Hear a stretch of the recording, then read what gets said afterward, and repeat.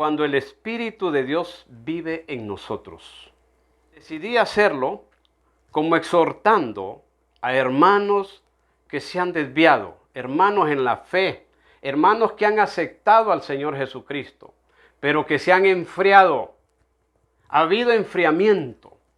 Estamos en el cumplimiento de las profecías, cuando Jesucristo se dirigió a 7 iglesias en aquel tiempo. Eso se encuentra en Apocalipsis capítulos 2 y 3, cuando Él se dirige a las 7 iglesias. Y estamos en los tiempos difíciles, el cumplimiento de las profecías. Observo en las iglesias, observo en los que dicen que han aceptado al Señor Jesucristo, frialdad, enfriamiento. Entonces yo me recuerdo lo que dice Jesucristo a la iglesia de la Odisea, ni fría ni caliente. Y luego es un mensaje, una invitación a los que todavía no conocen al Señor Jesucristo, a los que todavía no han aceptado al Señor Jesucristo para que viva en sus corazones, para que viva en su vida, que gobierne su vida.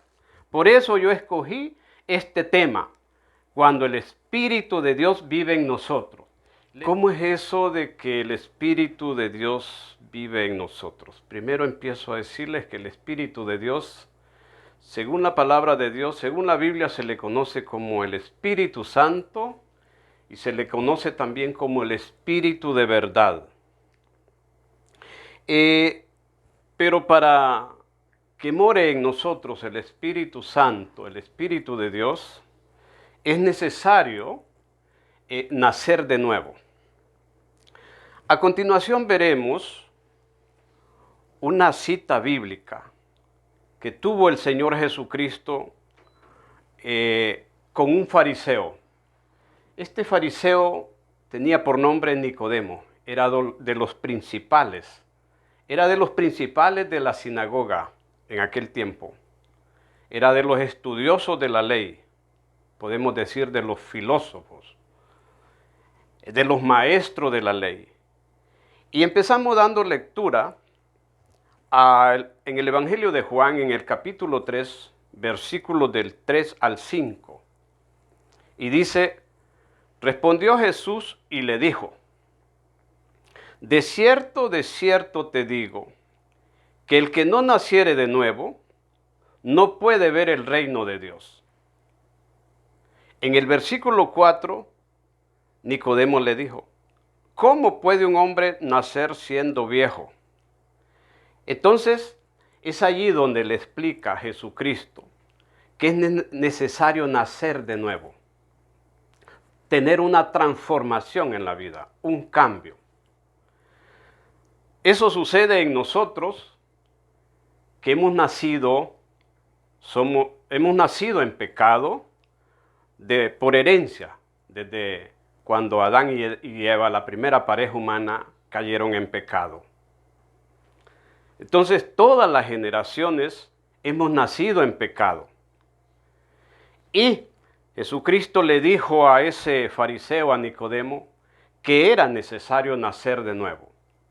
En el caso de nosotros, el caso que nos ocupa es que tenemos que reconocer que hemos nacido en pecado, tenemos que reconocer que somos pecadores por naturaleza y que tenemos que observar algunos cambios en nuestra vida. De manera que nacer en pecado es aceptar que somos pecadores, que vivimos en pecado y que solamente reconociendo que somos pecadores y manifestándolo de boca y de corazón y aceptando al Señor Jesucristo como nuestro Salvador en nuestra vida. Es allí que hasta que aceptamos al Señor Jesucristo en nuestra vida como nuestro Salvador, que gobierne nuestra vida, que controle nuestra vida, es cuando hemos nacido de nuevo. Así es que es necesario nacer de nuevo y observar esos cambios. Pero para eso es necesario poner un alto a la vida pasada y nos convertimos en nuevas criaturas. nuevas criaturas, aceptando el Evangelio, aceptando a Jesucristo. Por eso Jesucristo le dijo en esa conversación a ese fariseo, a Nicodemo, es necesario nacer de nuevo. En esa ocasión le dijo el Nicodemo, ¿y cómo es que puede uno nacer de nuevo del vientre de la madre? No, le dijo Jesucristo y le dio la explicación. Es por eso vino Jesucristo al mundo. Él es Dios, como que el último pacto que hizo con la humanidad. Dijo, me voy a convertir en hombre, voy a vivir como hombre. Vivió 33 años y sufrió hambre, sufrió sed, sufrió cansancio y sufrió persecución porque manifestaba que Él era el Hijo de Dios. Entonces, esa es la persona, la segunda persona de la Trinidad. En el caso que nos ocupa, nosotros tenemos que aceptar al Señor Jesucristo en nuestra vida, reconocer que somos pecadores y solo Él puede interceder por nosotros. El único intercedor entre el Dios Padre y la humanidad es Jesucristo. Por eso es que es necesario nacer de nuevo. Le dice el fariseo, le hace una pregunta a Jesucristo. ¿Puede acaso entrar por segunda vez en el vientre de su madre y nacer? Respondió Jesús al fariseo y le dice, de cierto te digo, que el que no naciere de agua y del Espíritu no puede entrar en el reino de Dios. Observamos la palabra Espíritu con E mayúscula, es un nombre de persona, es el Espíritu Santo, el Espíritu de verdad, el Espíritu de Dios, es la tercera persona de la Trinidad. Ahí le dice, si no, de cierto te digo, que el que no naciere de agua y del Espíritu no puede entrar en el reino de Dios. Por eso fue esa conversación con Jesucristo y ese fariseo estudioso de la ley, Nicodemo. Ahora entramos. Vimos que es necesario nacer de nuevo, ser nueva criatura y luego ser templo del Espíritu Santo, ser templo de Dios. En 1 Corintios encontramos que dice, ¿no sabéis que sois templo de Dios y que el Espíritu de Dios mora en vosotros? Esto lo dice el apóstol Pablo, confirmando,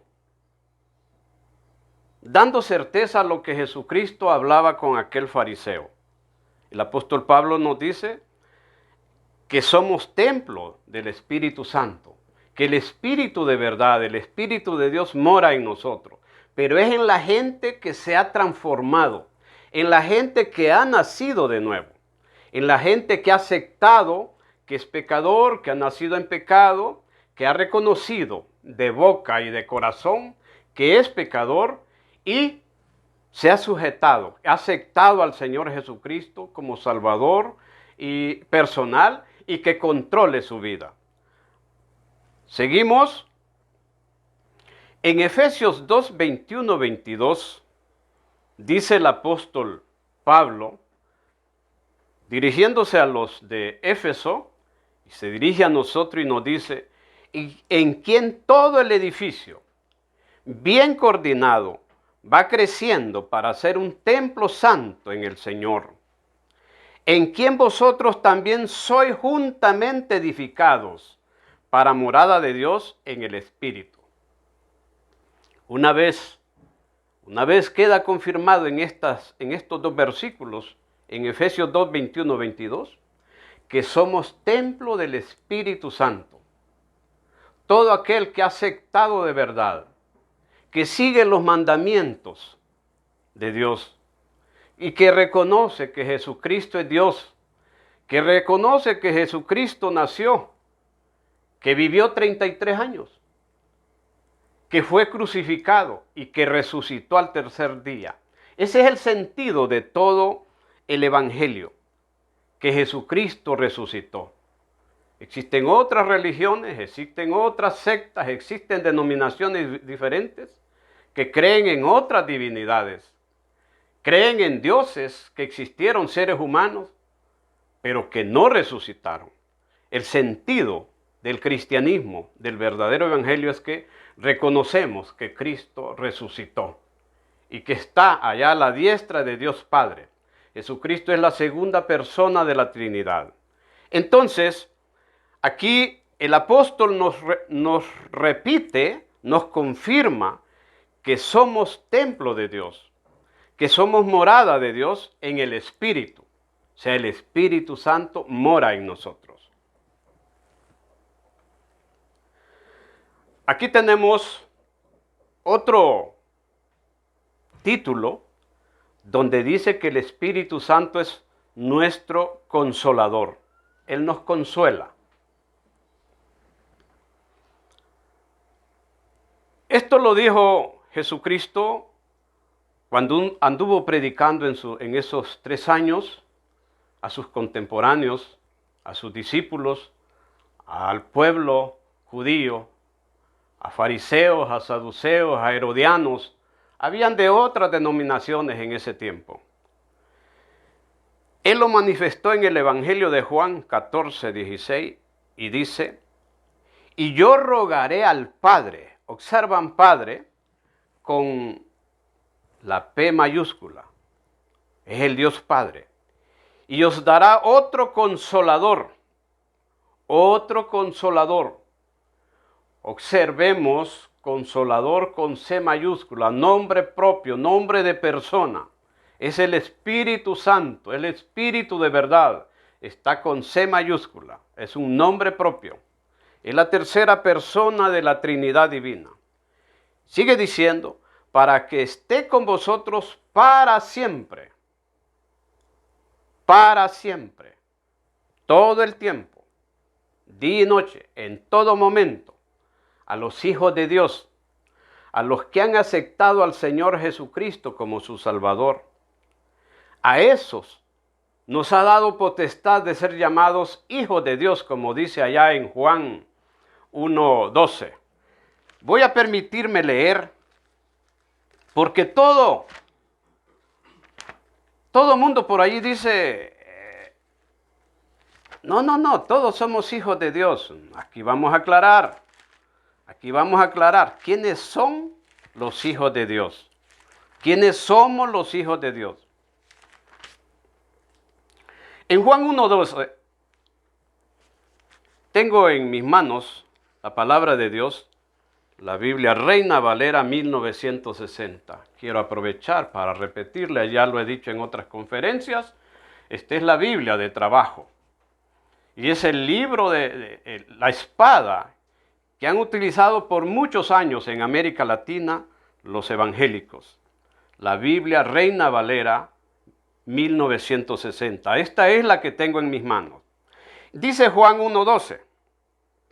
Mas a todos los que le recibieron, a los que creen en su nombre, le dio potestad de ser hechos hijos de Dios. Ajá. No es todo mundo que es hijo de Dios.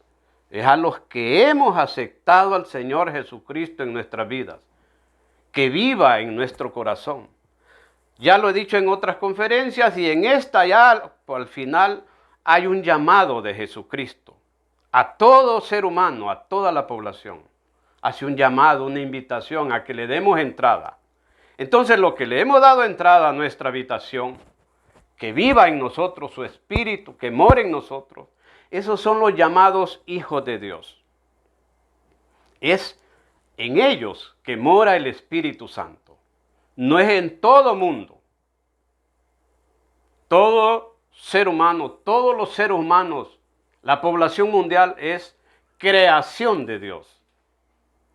Pero hay una parte de la población, los que han aceptado al Señor Jesucristo, esos son los llamados, los que tienen potestad de ser llamados hijos de Dios. Aquí lo encontramos en el Evangelio de Juan, capítulo 1, versículo 12. Y nos dice en Juan 14:26, mas el Consolador, El Espíritu Santo, repite, ¿verdad?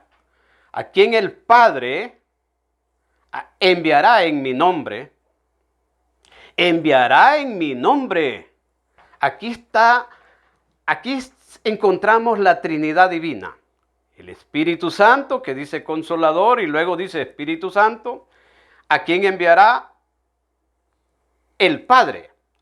Es el Dios Padre, la primera persona de la Trinidad. Dice, enviará en mi nombre. Es Jesucristo que hablaba a su pueblo contemporáneo y nos dice a nosotros, se dirige a nosotros, se sigue dirigiendo a nosotros. Enviará en mi nombre, en el nombre de Jesucristo.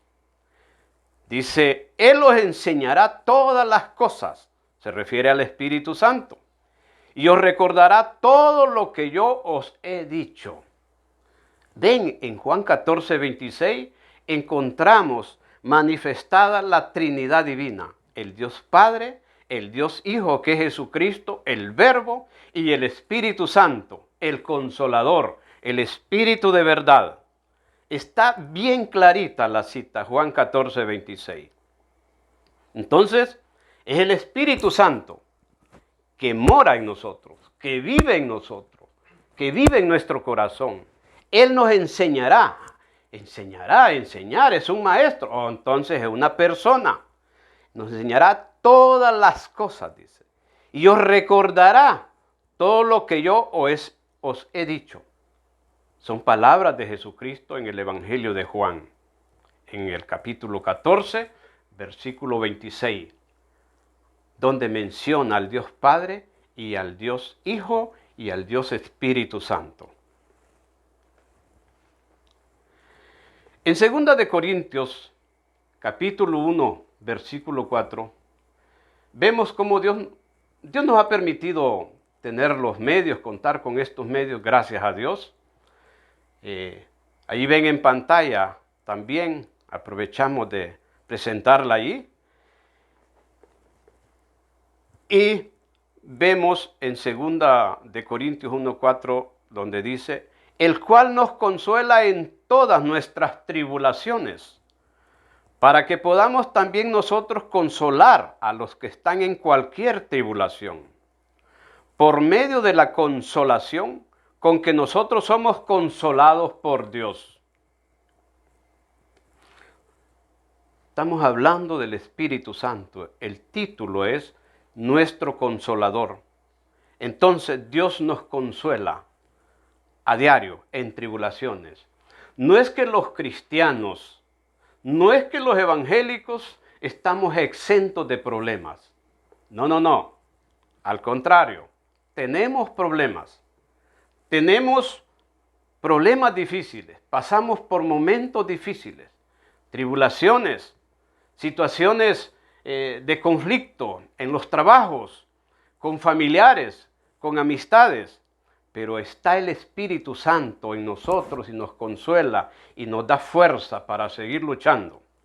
Es más, somos como perseguidos por el dragón, por Satanás. Allá adelante vamos a ver, y dice el apóstol Pedro, que seamos sobrios, que nos mantengamos firmes, que nos mantengamos en disciplina, en orden, en guardia, porque Satanás anda como león rugiente, dice, buscando a quien devorar. Buscando a quien devorar, a los hijos de Dios. El odio es con los hijos de Dios. El odio de Satanás es con los que tienen este libro, con los que estudian la palabra de Dios. Ese es el odio de Satanás. Y el odio general con la humanidad, pues, es porque Dios nos hizo a imagen y de semejanza de Él. Satanás, siendo un príncipe de los principales, puedo decir un general allá en el cielo, se rebeló contra Dios, conspiró contra Dios y Dios los desechó, lo sacó del reino celestial. Entonces ese es el odio de Satanás y anda más preocupado en destruir a los evangélicos, a los hijos de Dios, a los que han aceptado al Señor Jesucristo como su Salvador. Por eso dice el apóstol Pablo, nos advierte, nos pone en guardia, que nos mantengamos en guardia, en vigilia, como aquellas 5 vírgenes sensatas que no se durmieron, se mantuvieron firmes esperando al esposo. Entonces, tenemos al Espíritu Santo que Él nos consuela en momentos difíciles, nos ayuda, nos fortalece por medio de la oración, por medio del ayuno. Él nos fortalece, nos da fuerza para seguir adelante. Tenemos otro título en esta conferencia. Titulamos Somos libres conociendo la verdad.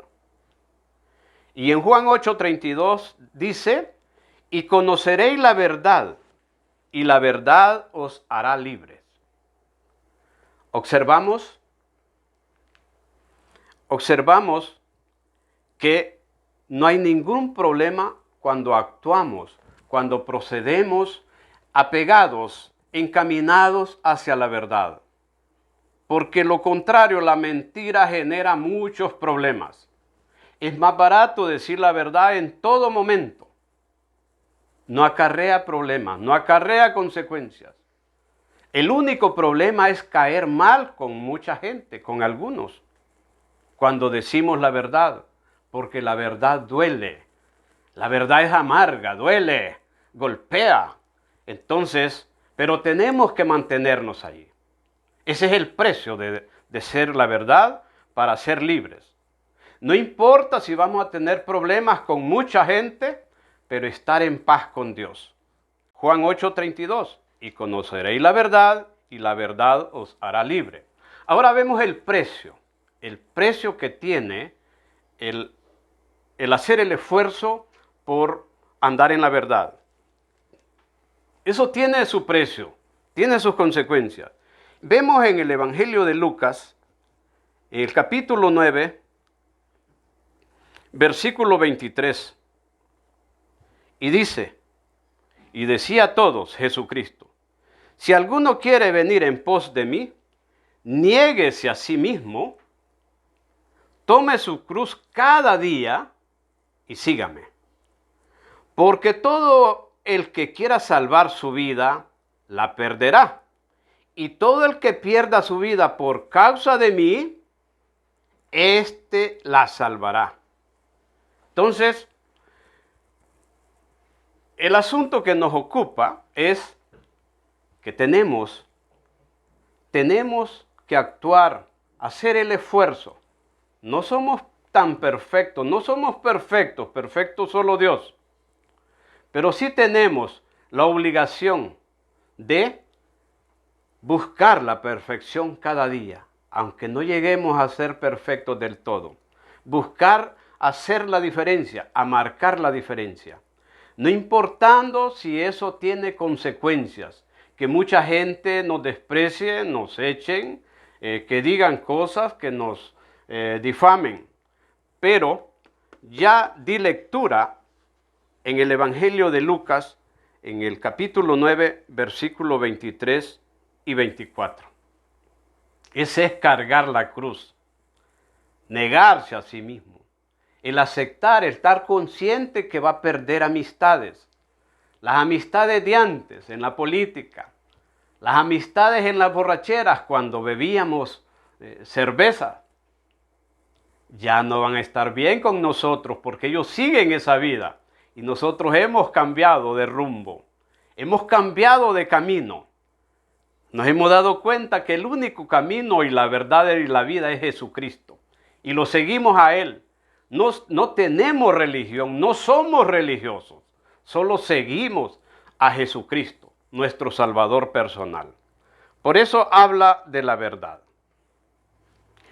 Y hay otra cita bíblica en Juan, siempre en el Evangelio de Juan, Juan 14:6, y dice, Jesús le dijo, yo soy el camino y la verdad y la vida. Nadie viene al Padre sino por mí. Aquí la tenemos. Él dice que Él es el único camino, la verdad y la vida. En adelante vamos a ver qué significa eso de vida, cuando dice que los cristianos tenemos vida eterna. Estamos seguros que viviremos 1000 años con Cristo en el periodo del milenio, y luego pasaremos a la eternidad. Por eso Él dice, yo soy el camino y la verdad y la vida. Nadie viene al Padre, nadie llega a estar con Dios, con el Padre, Dios Padre, la primera persona de la Trinidad, si no es por medio de Jesucristo. De manera que no hay intercedores, no hay otros abogados, no hay ídolos, no hay santos, no hay vírgenes que te guíen, sino Jesucristo. Él lo confirma aquí. De cierto os digo, dirigiéndose a los fariseos, y se dirige a nosotros, que todo aquel que hace pecado, esclavo es del pecado. Dije que todos somos pecadores por naturaleza. Todos nacimos en pecado desde el error que tuvo la primera pareja humana, que pecaron contra Dios, no obedecieron las instrucciones de Dios. Por esa pareja humana, por Adán, todos nacemos en pecado y somos pecadores por naturaleza. Por eso Él dice que todo aquel que hace pecado, esclavo es del pecado. Pero cuando nacemos de nuevo, reconocemos que somos pecadores y hemos aceptado al Señor Jesucristo. Ya no somos esclavos del pecado, somos libres, como dice en Juan 8:32. Y conoceréis la verdad, y la verdad os hará libre, dice. Aquí, yo incluí en el Evangelio de Juan, capítulo 8:44, donde queda manifestado el trabajo del maligno, el trabajo de Satanás. Y dice, le dijo Jesucristo a los fariseos, y se dirige a todos nosotros en este tiempo, sigue dirigiéndose, y dice, vosotros sois de vuestro padre el diablo, y los deseos de vuestro padre queréis hacer. Él ha sido homicida desde el principio, oigan bien, y no ha permanecido en la verdad, porque no hay verdad en él. Cuando habla mentira, de suyo habla, porque es mentiroso y padre de la mentira. Queda manifestado que todo mentiroso es hijo del diablo. Y no hay excepciones.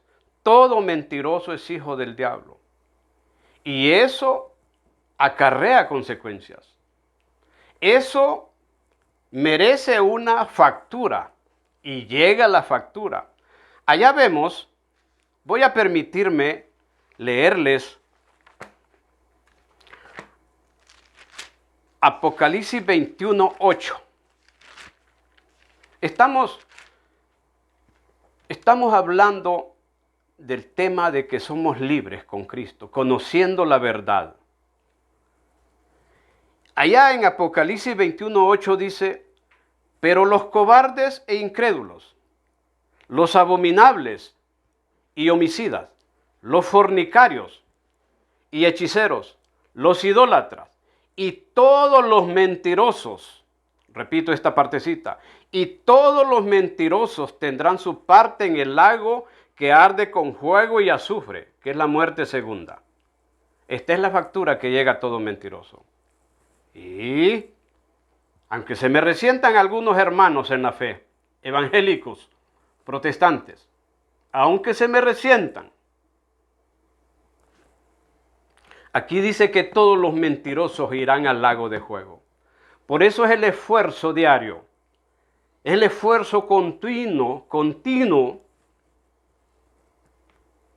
de practicar, de encaminarse por la senda de la verdad. Hacer el esfuerzo por no caer en la mentira. Y como somos carnales, somos de carne y hueso, somos seres humanos, y hay la tendencia a pecar, no digo que no podemos caer en un error de una mentira, pero por eso está la oración. Por eso está la oración cada día, diaria, para decirle, Señor, perdóname. Él es bondadoso, Él es consolador y perdona cuando reconocemos nuestros errores, cuando reconocemos nuestros pecados y los manifestamos con todo el alma, con todo el corazón, y los manifestamos de boca y le decimos de rodillas, venerándole, adorándole, Señor, perdóname, caí en esa trampa, caí en ese error, dije esa mentira, aunque fuera involuntariamente, la dijo. Entonces, aquí queda confirmado. Por eso está la oración y el ayuno, para mantenerse firmes. No es que estamos predestinados para no decir mentiras, no, no, no, pero por eso está la oración, está el arrepentimiento, ¿verdad? Queda manifestado que todo mentiroso es hijo del diablo. Y allá en Apocalipsis 21:8 dice cuál es lo que le espera, qué es lo que le espera a todos los mentirosos, sin excepción, sin excepción. En 1 Corintios 7:21, el apóstol Pablo, dirigiéndose a la ciudad de Corinto en aquel tiempo, y sigue dirigiéndose a nosotros, dice, ¿fuiste llamado siendo esclavo? No te dé cuidado, pero también, si puedes hacerte libre, procúralo más. Aquí, en esta cita bíblica, el apóstol Pablo lo confirma lo que hemos dicho, que somos pecadores por naturaleza, que hemos nacido en pecado por aquel hombre que cometió pecado, el primer hombre creado por Dios, la primera pareja humana, Adán y Eva. Entonces somos pecadores por naturaleza, nacemos en pecado. Pero dice, el apóstol Pablo nos recomienda que sí podemos hacernos libres y que lo procuremos más. Ahí está el adverbio de cantidad, más. Que luchemos cada día por ser libres. No ser esclavos de la mentira. No ser esclavos de Satanás. No ser esclavos de demonios. No ser esclavos de imágenes, de ídolos. Olvidarnos de la idolatría. Olvidarnos del paganismo. Y si no, mantener los ojos, mantener nuestra mirada hacia arriba, hacia Dios. Siempre viendo a Dios.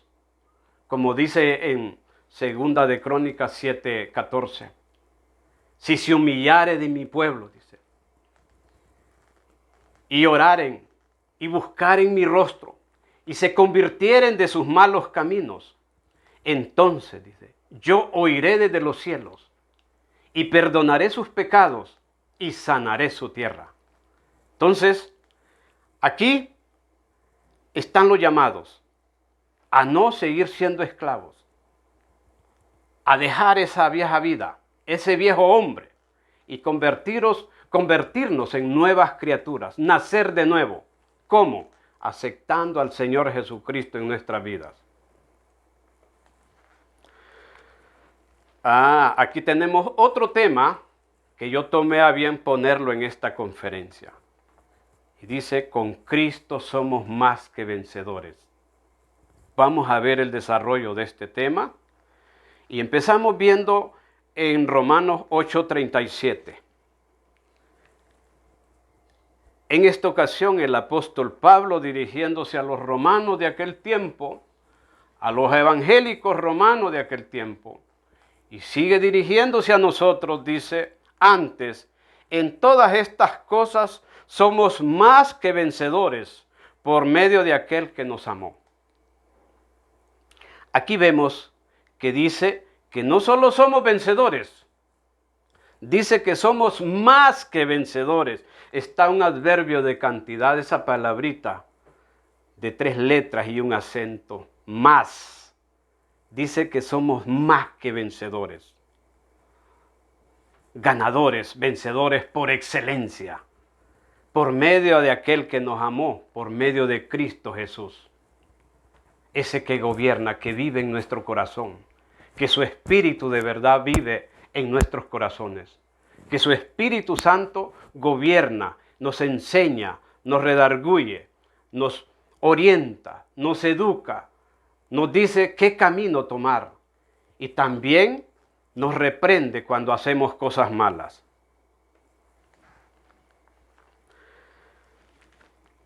Somos más que vencedores, el tema. Aquí el apóstol Santiago nos da a entender algo muy interesante, muy grande. Esto sí es grande. Santiago 4:7 dice, someteos pues a Dios, resistid al diablo y huirá de vosotros. Oigan bien, qué cosa grande. El comandante de las tinieblas, Satanás, el dragón, el padre de la mentira, el mentiroso, que tiene una hueste de ángeles malignos, demonios, no puede con nosotros cuando nos sometemos de verdad a Dios. Cuando hemos decidido verdaderamente estar bien con Dios, cuando hemos decidido verdaderamente estar en paz con Dios, no importa lo que suceda, no importa lo que nos digan, no importa lo que digan de nosotros, no importa lo que hagan contra nosotros. Ya pueden hacer brujerías, eventos grandes contra nosotros, pero no podrán, porque estamos sometidos a Dios. Y entonces Dios está con nosotros. Por eso somos más que vencedores. Y dice que resistamos al maligno. Un verbo, el verbo resistir. Hacer presión, hacer fuerza. Resistid al diablo, dice. Y huirá de vosotros. ¿Qué quiere decir? Y el diablo huirá de vosotros. De manera que no puede con los hijos de Dios, porque estamos en las manos de Dios, somos siervos de Dios, tenemos la protección divina. Por eso somos más que vencedores. Quiere decir que no puede Satanás contra los hijos de Dios cuando andan firmes, cuando andan en disciplina, en obediencia continua, cuando reconocen que el único poderoso es el Dios, creador de los cielos y la tierra, el que ha creado la raza humana. Permítanme despedirme con una exhortación en 2 de Pedro 3:9. El Señor no retarda su promesa para con nosotros, no queriendo que ninguno perezca, sino que todos procedan al arrepentimiento. Nos dice que Dios sigue esperando para que su pueblo se arrepienta de sus malos caminos, que reconozca con su boca y que lo mantenga en su corazón, que reconozca que es pecador y que el único camino es Jesucristo. Está la exhortación. Dice, para que, queriendo que ninguno perezca, dice, sino que todos procedan al arrepentimiento. Nos despedimos. Que Dios les bendiga. Continuaremos esta conferencia en otra parte, en la segunda parte. Por hoy esto es todo. Que Dios les bendiga a todos mis hermanos y hermanas en la fe, a todas mis amistades, que la pasen muy bien allí en sus hogares. Muchas gracias. Que Dios les bendiga.